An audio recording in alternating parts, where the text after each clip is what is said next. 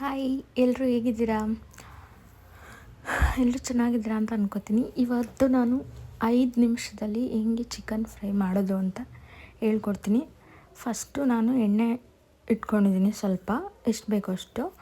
ಅದಕ್ಕೆ 2 ಮೆಣಸಿನ್ಕಾಯಿ ಸುಮ್ಮನೆ ಶಾಸ್ತ್ರಕ್ಕೆ ಹಾಕಿದ್ದೀನಿ, ಮತ್ತು ಸ್ವಲ್ಪ ಕರ್ಬೇವಿನ ಸೊಪ್ಪು ಮತ್ತು ಬೆಳ್ಳುಳ್ಳಿ ಮತ್ತು ಶುಂಠಿ. ನಾನು ಪೇಸ್ಟ್ ಕೂಡ ಹಾಕ್ತೀನಿ, ಬಟ್ ಇನ್ನೂ ಟೇಸ್ಟ್ ಚೆನ್ನಾಗಿರಲಿ ಅಂತ ಒರಿಜಿನಲ್ ಬೆಳ್ಳುಳ್ಳಿನ ಜಜ್ಜಿ ಹಾಕಿದ್ರೇ ಇನ್ನೂ ಚೆನ್ನಾಗಿ ಟೇಸ್ಟ್ ಇರುತ್ತೆ. ಅದನ್ನು ಹಾಕಿ ಈ ಥರ ಕರೆದ್ರೆ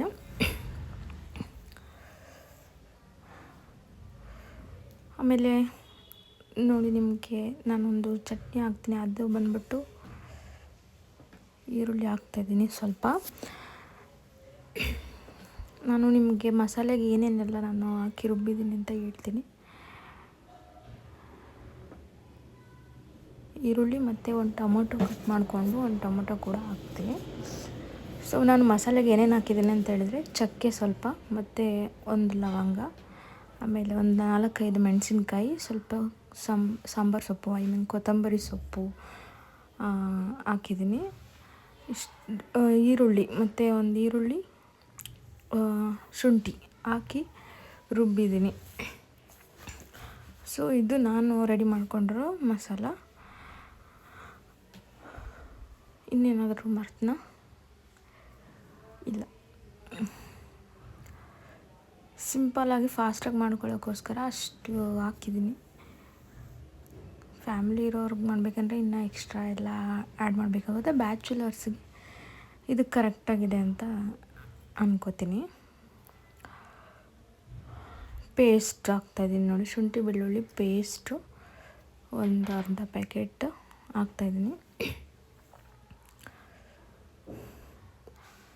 ನಿಜ ಆಡಬೇಕಂದ್ರೆ ಪೇಸ್ಟಲ್ಲಿ ಅಷ್ಟು ರುಚಿ ಇರೋಲ್ಲ. ನಾವು ಯಾವಾಗಲೂ ಶುಂಠಿ ಬೆಳ್ಳುಳ್ಳಿ ಪೇಸ್ಟ್ನ ಮನೆಯಲ್ಲೇ ಮಾಡಿಕೊಂಡ್ರೆ ತುಂಬ ಚೆನ್ನಾಗಿರುತ್ತೆ. ನಾವು ಹೊರಗಡೆಯಿಂದ ಪ್ಯಾಕೆಟ್ ತೊಗೊಬರೋದು ಅದು ಅಷ್ಟು ಟೇಸ್ಟ್ ಕೊಡೋಲ್ಲ. ನೋಡೋಕ್ಕೆ ಚೆನ್ನಾಗಿರುತ್ತೆ ಅಷ್ಟೇ, ಅಷ್ಟು ಟೇಸ್ಟ್ ಕೊಡೋಲ್ಲ ನೋಡಿ. ಅದು ಇದನ್ನು ಚೆನ್ನಾಗಿ ಈ ಥರ ಹುರ್ಕೊಂಡ್ಬಿಟ್ಟು ಒಗ್ಗರಣೆ ಹುರ್ಕೊಂಡು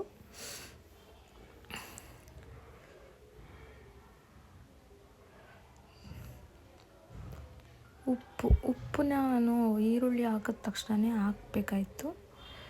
ಯಾಕಂದರೆ ಈರುಳ್ಳಿ ಜೊತೆ ಉಪ್ಪು ಹಿಡ್ಕೊಂಡ್ರೆ ಟೇಸ್ಟು ತುಂಬ ಚೆನ್ನಾಗಿ ಕುತ್ಕೊಳ್ಳುತ್ತೆ. ಅದಕ್ಕೆ 1 ಸ್ಪೂನ್ ಉಪ್ಪು ಹಾಕಿದ್ದೀನಿ. ಪೌಡ್ರ್ ಉಪ್ಪಾಗಿರೋದ್ರಿಂದ 1 ಸ್ಪೂನ್ ಹಾಕಿದ್ದೀನಿ. ಕಲ್ಲುಪ್ಪಾದರೆ ಸ್ವಲ್ಪ ನೋಡ್ಕೊಂಡು ಹಾಕಿ. ನಾನು ನಿಮ್ಗೆ ಆವಾಗಲೇ ಹೇಳಿದೆ ನಾನು ಏನೇನು ಹಾಕಿ ಇದನ್ನು ರುಬ್ಬಿದ್ದೀನಿ ಅಂತ. ಅಷ್ಟು ಐಟಮ್ಸ್ನ ಹಾಕ್ಕೊಂಡು ನೀವು ಮಿಕ್ಸಿಯಲ್ಲಿ ಆಡಿಸ್ಕೊಂಡ್ರೆ ಈ ಥರ ಗ್ರೀನಾಗಿ ಮಸಾಲೆ ರೆಡಿ ಆಗುತ್ತೆ. ಅದನ್ನು ಹಾಕ್ಕೊಂಡು ಸ್ವಲ್ಪ ಚೆನ್ನಾಗಿ ಬೇಯಿಸ್ಕೊಳ್ಳಿ.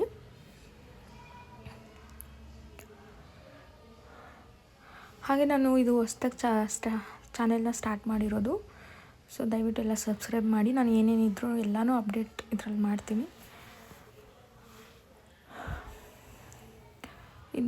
ನಾನು ಹಾಕಿದ್ದು ಗರಂ ಮಸಾಲ ಪೌಡ್ರು, ಅದು ಸ್ವಲ್ಪ ಹಾಕ್ತೆ ಟೇಸ್ಟ್ ಬರಲಿ ಅಂತ.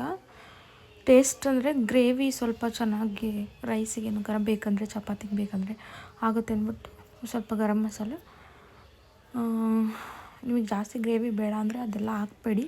ಎಷ್ಟು ಮಸಾಲೆ ಕಮ್ಮಿ ಹಾಕ್ತಾರೆ ಅಷ್ಟು ಟೇಸ್ಟು ಚೆನ್ನಾಗಿರುತ್ತೆ, ಹೆಲ್ತು ಚೆನ್ನಾಗಿರುತ್ತೆ.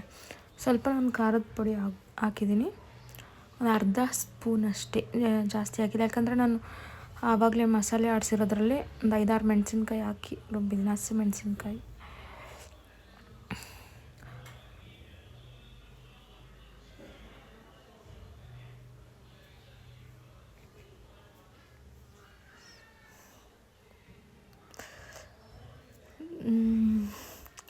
ಬರೀ ಗ್ರೇವಿನೇ ಅಷ್ಟು ಚೆನ್ನಾಗಿ ಕಾಣಿಸ್ತಾ ಇದೆ. ಮಸಾಲೆ ನೋಡಿದ್ರೇ ಬಾಯಲ್ಲಿ ನೀರು ಬರ್ತೈತೆ.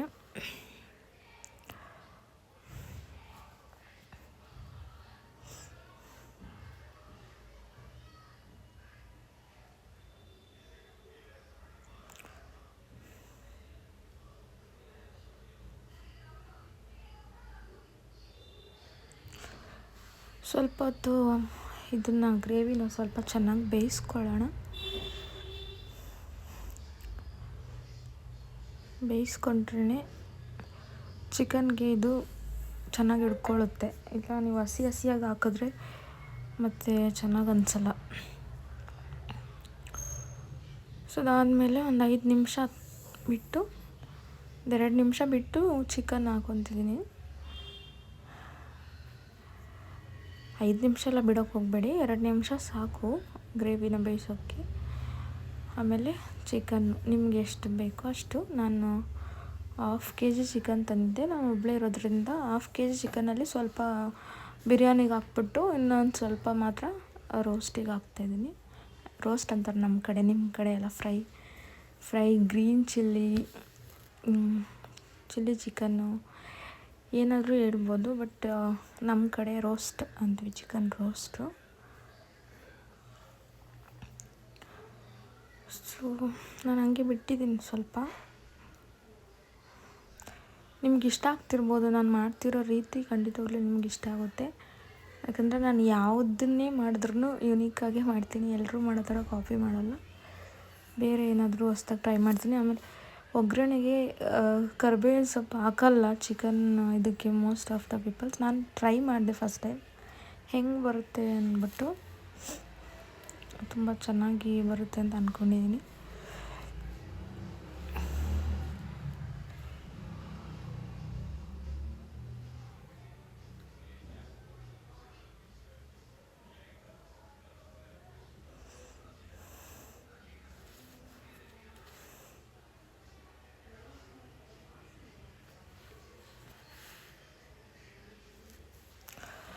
ಅದಾದಮೇಲೆ ನೀವು ಚೆನ್ನಾಗಿ ಮಿಕ್ಸ್ ಮಾಡಿ, ಎರಡನ್ನೂ ಮಿಕ್ಸ್ ಮಾಡಿ. ನಿಮಗೆ ಬೇಕು ಅಂದರೆ, ನಿಮಗೆ ಉಪ್ಪಿನ ಬಗ್ಗೆ ಅಷ್ಟು ಗೊತ್ತಿಲ್ಲ ಟೇಸ್ಟು ಅಂದರೆ ಒಂದು ಸಲ ಟೇಸ್ಟ್ ಮಾಡಿ ನೋಡಿ ಉಪ್ಪು ಎಲ್ಲ ಕರೆಕ್ಟಾಗಿದೆಯಾ ಅಂತ. ಯಾಕಂದರೆ ನಮಗೆ ಗೊತ್ತಾಗುತ್ತೆ ಇಷ್ಟು ಉಪ್ಪು ಹಾಕಿದ್ರೆ ಇಷ್ಟು ಅಡುಗೆಗೆ ಇಷ್ಟು ಉಪ್ಪು ಹಾಕ್ಬೇಕು ಅಂತ. ಆದರೆ ಲೈಕ್ ಬ್ಯಾಚುಲರ್ಸ್ ಬಾಯ್ಸ್ ಇರ್ತಾರೆ, ಅವ್ರಿಗೆಲ್ಲ ಗೊತ್ತಾಗಲ್ಲ. ಒಂದು ಸಲ ಟೇಸ್ಟ್ ಮಾಡಿ ನೋಡಿ, ಉಪ್ಪು ಕಮ್ಮಿ ಇದ್ದರೆ ಸ್ವಲ್ಪ ಹಾಕಿ, ಇಲ್ಲ ಉಪ್ಪು ಜಾಸ್ತಿ ಇದ್ದರೆ ಸ್ವಲ್ಪ ಟೊಮೆಟೊನೋ ಇಲ್ಲ ಆಲೂಗಡ್ಡೆನೋ ಕಟ್ ಮಾಡಿ ಹಾಕಿ, ಉಪ್ಪು ಕಮ್ಮಿ ಆಗುತ್ತೆ.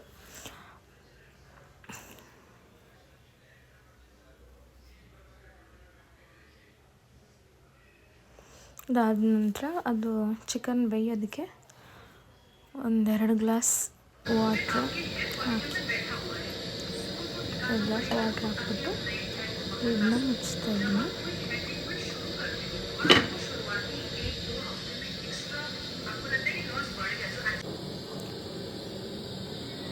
ಮುಚ್ಚಿದಾದ್ಮೇಲೆ ಒಂದು 5 ನಿಮಿಷ 10 ನಿಮಿಷ ಚೆನ್ನಾಗಿ ಬೇಯಿಸಿ,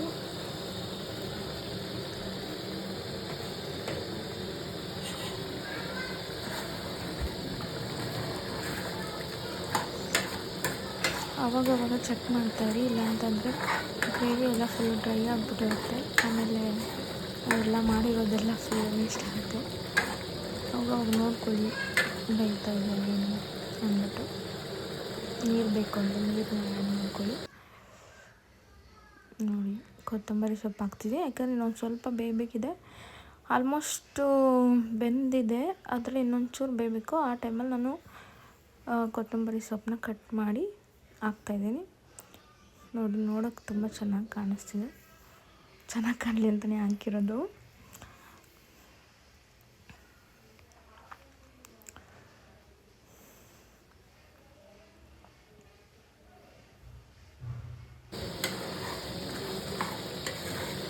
ನಾನು ಒಂದು ಕೈಯಲ್ಲಿ ಮೊಬೈಲ್ ಇಟ್ಕೊಂಡು ಇನ್ನೊಂದು ಕೈಯಲ್ಲಿ ಮಾತ್ರ ಮಾಡ್ತಾಯಿದ್ದೀನಿ.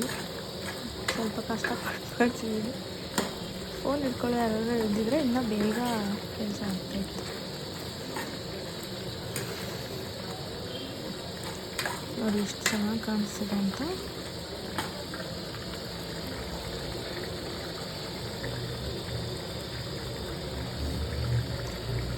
ನೋಡ್ತಿದ್ದೀರಲ್ವ ಎಷ್ಟು ಚೆನ್ನಾಗಿ ರೆಡಿಯಾಗಿದೆ. ನನಗೆ ಗೊತ್ತು ತುಂಬ ಚೆನ್ನಾಗಿರುತ್ತೆ ಟೇಸ್ಟ್ ಅಂತ. ನಾನು ಇವಾಗ ಇದನ್ನು ಬಿರಿಯಾನಿ ಜೊತೆ ತಿಂತೀನಿ. ನೀವು ಇದೇ ಥರ ನಿಮ್ಮ ಮನೇಲಿ ಮಾಡಿಕೊಂಡು ತಿಂದು ಎಂಜಾಯ್ ಮಾಡಿ, ಮತ್ತು ಟೇಸ್ಟ್ ಹೇಗಿದೆ ಅಂತ ಹೇಳಿ. ನಾನಂತೂ ಫುಲ್ ಎಂಜಾಯ್ ಮಾಡ್ತೀನಿ. ಮತ್ತು ಚಾನಲ್ಗೆ ಸಬ್ಸ್ಕ್ರೈಬ್ ಮಾಡೋದನ್ನ ಮರಿಬೇಡಿ.